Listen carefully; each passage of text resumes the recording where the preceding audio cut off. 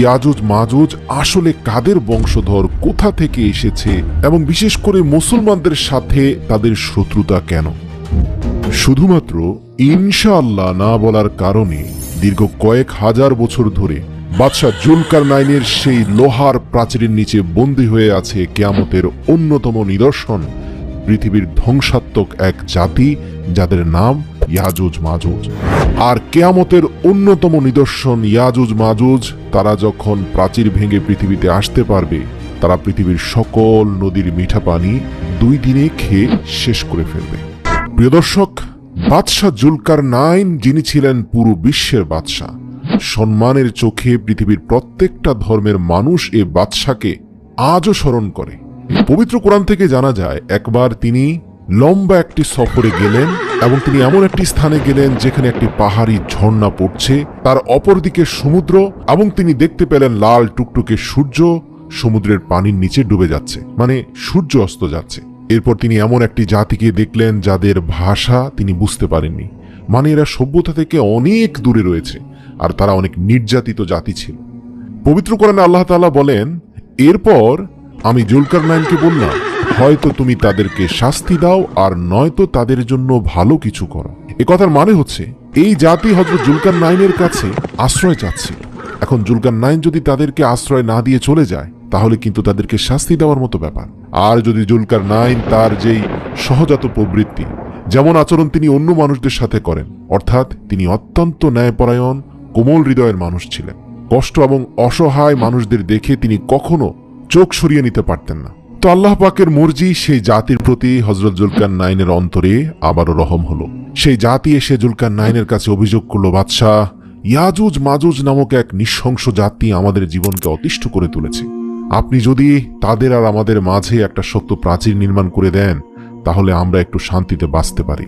বাদশাহ দেখলেন এই পুরো জাতির প্রত্যেকটা মানুষ আক্রান্ত হয়ে আছে, এদের জীবন সংকটাপন্ন হয়ে আছে। কারণ এই ইয়াজুজ মাজুজ যখনই তাদের উপর ধ্বংসযজ্ঞ চালাতো, শুধু যে তাদের হত্যা করত তা না, তাদের পুরো কাবিলার সকল সম্পদ লুট করে নিয়ে যেত, আর তাদের কাবিলার শিশু আর মহিলাদেরকে গোলাম বানিয়ে নিয়ে যেত। আর তারা বসবাস করত একটা ভয়ঙ্কর পাহাড়ের ভেতরে, যেখানে পাহাড়ি গুহা বা গিরিপথ দিয়ে যেতে হতো। আর সেই পাহাড়ে প্রবেশ করার জন্য একটাই রাস্তা ছিল।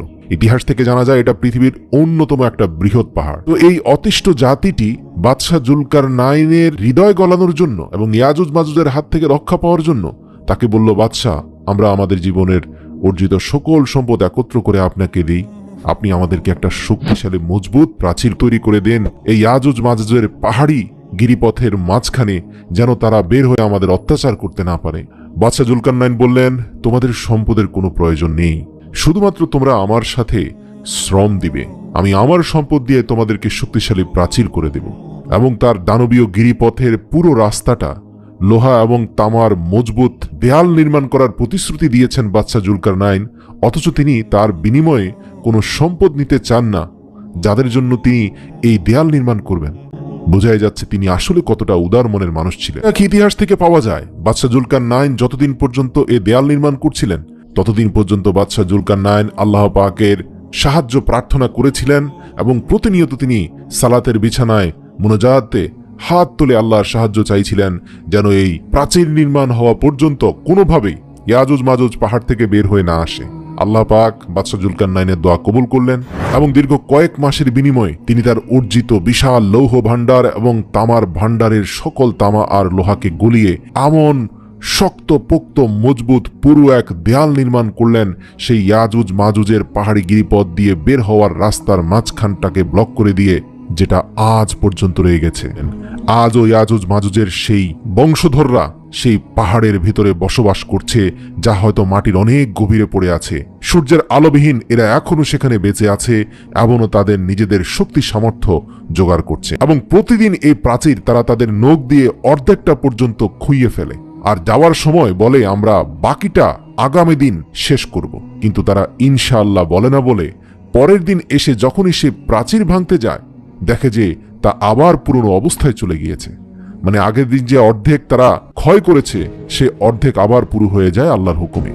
কিন্তু কিয়ামতের আগে এমন একদিন আসবে যেদিন এই ইয়াজুজ মাজুজের মুখ দিয়ে ভুলে বের হয়ে যাবে ইনশাআল্লাহ আমরা আগামীকাল বাকি অংশ খনন করব বা বাকি অংশ ভেঙে ফেলব।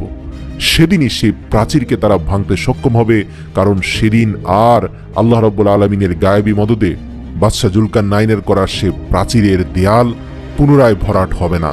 কারণ সেই সময়টা হবে এমন এক সময় যখন পৃথিবীর মানুষ ইনশাআল্লাহ বা আল্লাহর নাম বলতে ভুলে যাবে, কিন্তু ইয়াজুজ মাজুজের মুখ দিয়ে ভুলক্রমে ইনশাআল্লাহ বের হয়ে যাবে। আর যার দরুন সেই প্রাচীর ভেঙে ইয়াজুজ মাজুজ পৃথিবীতে এসে 2 দিনে পৃথিবীর সকল মিঠা পানি খেয়ে ফেলবে। পবিত্র কোরআনের ভবিষ্যৎবাণী কখনোই মিথ্যা হয় না। কোনো সন্দেহ নেই, কিয়ামতের আগে আল্লাহর বলা সেই সত্য ফলিত হবে। ঠিকই কোনো না কোনো দিন ইয়াজুজ মাজুজ পৃথিবীর বুকে ছড়িয়ে পড়বে।